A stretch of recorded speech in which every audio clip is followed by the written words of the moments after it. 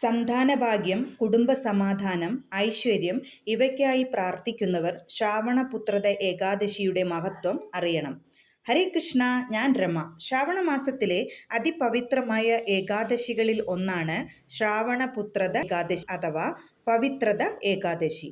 വിഷ്ണു ഭഗവാനെ ഭക്തിപൂർവം ആരാധിക്കുകയും ഏകാദശി വ്രതം അനുഷ്ഠിക്കുകയും ചെയ്യുന്ന ഈ ദിനത്തിന് വൈഷ്ണവ പാരമ്പര്യത്തിൽ പ്രത്യേക പ്രാധാന്യമുണ്ട്.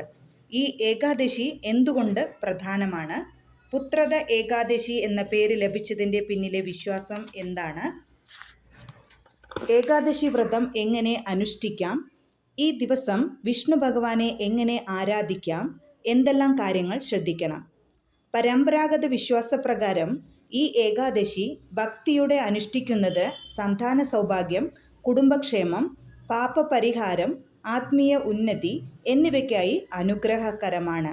എന്നാൽ ഏകാദശിയുടെ യഥാർത്ഥ ലക്ഷ്യം വെറും ഭൗതിക നേട്ടങ്ങൾ മാത്രമല്ല, മനസ്സിനെ ശുദ്ധീകരിച്ച് ഭഗവാന്റെ സ്മരണയിൽ കൂടുതൽ ആഴത്തിൽ എത്തുക എന്നതാണ്.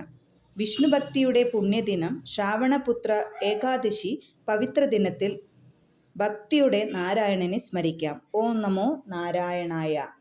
ഈ വീഡിയോ ഇഷ്ടപ്പെട്ടാൽ ലൈക്ക് ചെയ്യുക, ഷെയർ ചെയ്യുക, ചാനൽ സബ്സ്ക്രൈബ് ചെയ്യുക. നിങ്ങളുടെ അഭിപ്രായങ്ങൾ കമൻറ്റ് ചെയ്യാനും മറക്കരുത്. ഹരേ കൃഷ്ണ.